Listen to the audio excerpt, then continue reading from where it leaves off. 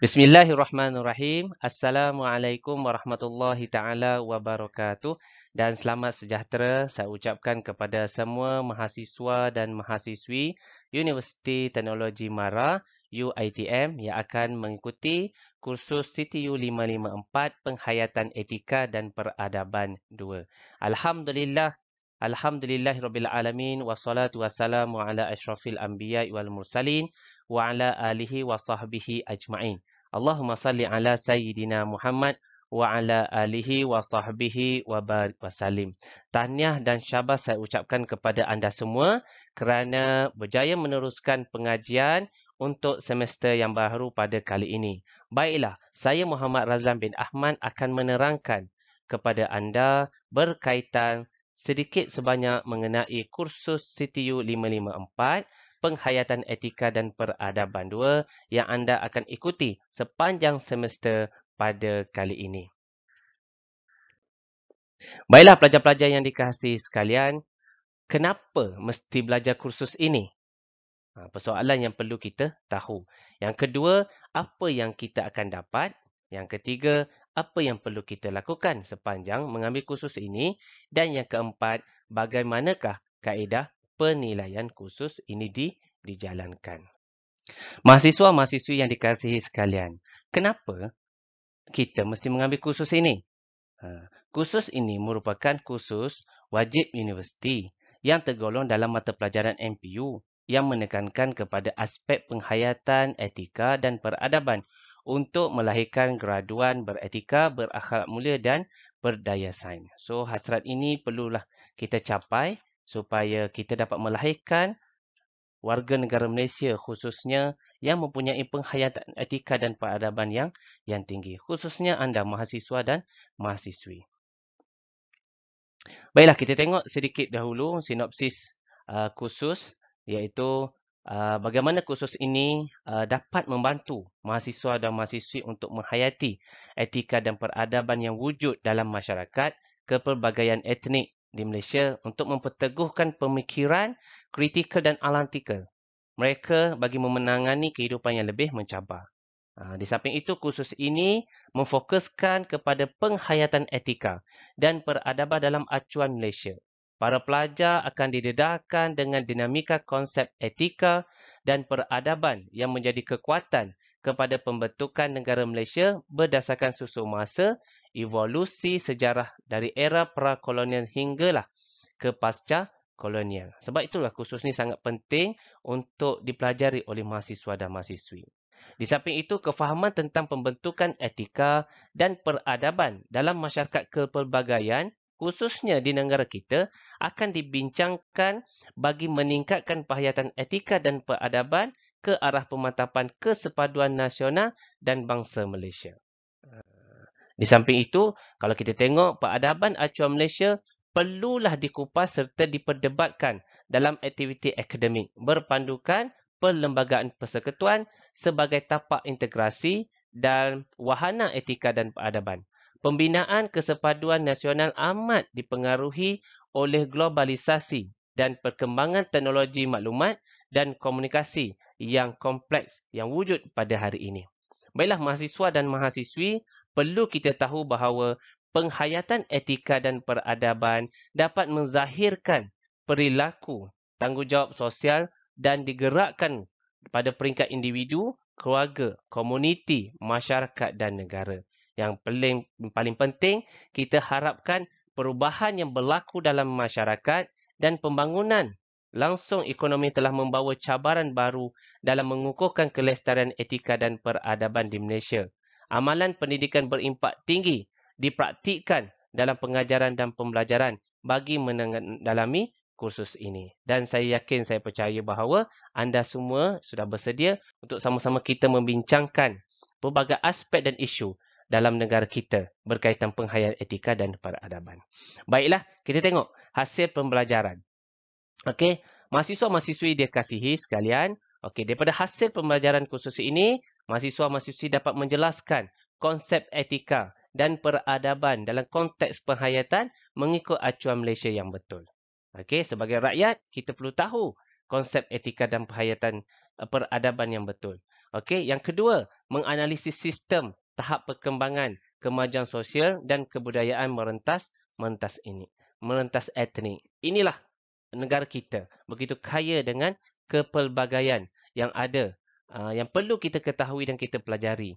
Apatah lagi kita perlu hayati untuk sama-sama kita hormati dalam membina perpaduan.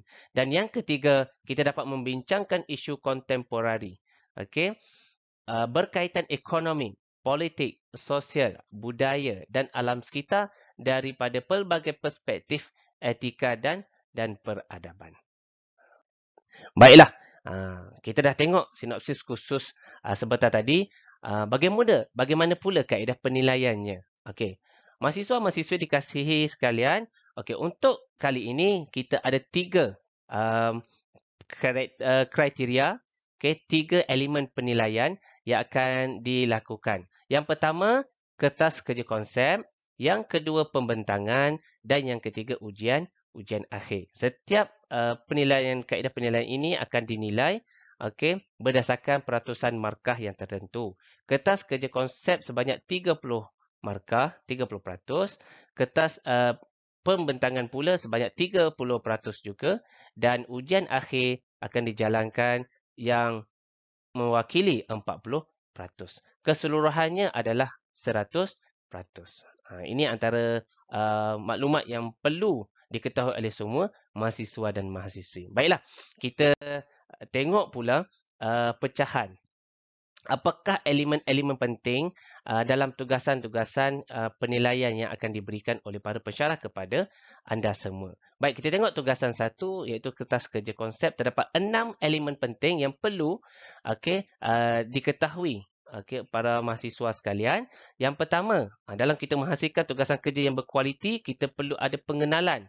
Kita perlu ada susunan isi ataupun idea yang lengkap. Yang ketiga, kita ada analisa perbincangan yang menarik yang mengikut tajuk yang bersesuaian. Yang keempat, kita perlu ada rumusan dan kesimpulan yang bertepatan dengan tajuk perbincangan kita. Yang kelima, kita mesti ada nilai etika dan penulisan, dan yang terakhir, bibliografi dan rujukan yang bersesuaian, yang tepat, yang digunakan dalam penulisan kita. Dan kesemua elemen, keenam elemen ini akan diberikan markah sebanyak 30 markah, mewakili 30%. Kalau sebagai pengenalan, kita perlulah menghasilkan satu pengenalan yang menepati dengan tajuk yang kita nak bincangkan. Dari segi isi pula, mestilah isi itu disusun dengan baik, tahap yang betul, disusun dengan kemas dan kena dengan tajuk perbincangan. Kalau tengok pada elemen yang ketiga, analisa perbincangan. Analisa perbincangan mestilah mempunyai analisa yang kritis dan tersusun dengan maklumat yang lengkap, contoh yang baik. Begitu juga dengan rumusan dan kesimpulan. Rumusan dan kesimpulan mestilah bertepatan dengan tajuk, objektif penulisan, perbincangan yang telah kita nyatakan. Dari segi etika dan penulisan, kita perlu tahu bahawa ada format penulisan yang betul. Kaedah sitasi yang tepat. Itu mesti setiap pelajar mesti kuasai dan boleh berbincang dengan para pensyarah untuk mendapatkan rujukan-rujukan yang berautentik. Rujukan-rujukan yang bersesuaian dengan tajuk yang kita bincangkan. Dan saya yakin mahasiswa-mahasiswi akan menggunakan seluruhnya ruang masa bersama pensyarah masing-masing untuk membincangkan dengan lebih jelas lagi tentang tugasan satu ini untuk menghasilkan tugasan yang baik dan berkualiti. Kan? Baik, kita tengok seterusnya untuk tugasan yang kedua, penilaian yang kedua, iaitu sebanyak 30 markah juga, iaitu perbentangan dengan infografik. Terdapat 6 juga elemen-elemen yang ditekankan dalam pembentangan dengan infografik ini. Yang pertama, sudah pasti gaya pembentangan. Gaya pembentangan yang sangat memuaskan, menarik, lancar. Kalau boleh tidak merujuk teks. Dan yang paling penting adalah gaya pembentangan yang cukup menarik. Kemahiran berpasukan. Menunjukkan sikap kerjasama berpasukan yang sangat baik dan committed dalam kalangan ahli. okey, kita nampak dia punya masing-masing memainkan peranan, kerjasama yang diberikan, penghasilan video ke ataupun gaya pembentangan juga diselaraskan. Okey. Itu yang kedua. Yang ketiga, pemikiran kritis. Okey, para mahasiswa perlu menunjukkan satu nilai pemikiran kritis yang baik. Okey, dalam erti kata ketika memberikan hujah, menjelaskan isi, huraian. Okey, ketika pembentangan dilakukan. Dan pembentangan itu mestilah bertepatan dengan topik yang dibincangkan. Okey. Kaedah penilaian yang keempat iaitu kreativiti pembentangan. Okey, kita tengok apa itu kreativiti pembintangan. Penggunaan PowerPoint yang cantik, menarik, kemas. Okey, dalam masa yang sama ada juga gambar-gambar, imej yang berkaitan dengan isu yang telah dibincangkan, yang dibentangkan. Okey, itu menunjukkan kreativiti pembentangan. Di samping elemen-elemen aktiviti yang lain. Okey, dan etika dan profesional. Elemen yang kelima, okey, ketika pembentangan, walaupun secara ODL, okey, secara dalam talian pembentangan dilakukan, etika profesional mahasiswa perlu dijaga dengan baik penggunaan tutur kata, pemakaian, okey, dalam erti kata kita menyampaikan maklumat, okey, tidak menggunakan bahasa yang tidak baik, okey, yang boleh mengundang kepada salah faham dan sebagainya. Okey, sangat profesional di situ. Dan yang terakhir adalah elemen yang keenam iaitu penggunaan infografik dan kemahiran ICT, iaitu penampilan poster yang sangat menarik dan tepat dengan tajuk. Susun atur grafik dalam poster itu sangat memuaskan, menarik, okey. Okey, serta dengan nilai tambah kreativiti masing-masing. Dan saya yakin mahasiswa anda semua dapat memenuhi keenam-enam kriteria ini dengan baik untuk 30 markah. Baik. Okey, baik. Kita tengok penilaian yang terakhir iaitu penilaian yang ketiga sudah pasti adalah penilaian akhir. Penilaian akhir ini dijalankan secara individu iaitu mewakili 40 markah, 40%. So, penilaian akhir ini akan dijalankan dan akan diberitahu tarikhnya oleh para pensyarah kepada anda semua. Okey, dan insya-Allah penilaian ini akan dijalankan secara atas talian juga. Okey, so saya yakin mahasiswa dan mahasiswi sepanjang 14 minggu bersama dengan para pensyarah, okey, pelbagai topik isu telah dibincangkan, akan membuat persediaan yang terbaik untuk penilaian akhir ini. Baiklah mahasiswa-mahasiswi dan sekalian, marilah kita tengok sikit sebanyak topik-topik yang akan dibincangkan dalam kursus Perkhidmatan Etika dan Peradaban ini. Terdapat 9 topik utama yang akan dibincangkan bersama-sama dengan para pensyarah di samping mengikuti kuliah masa yang akan disampaikan oleh pensyarah-pensyarah yang terpilih. Baik, topik pertama kita akan tengok pengenalan penghayatan etika dan peradaban dalam acuan Malaysia. Topik kedua, kita akan tengok konsep etika dan peradaban.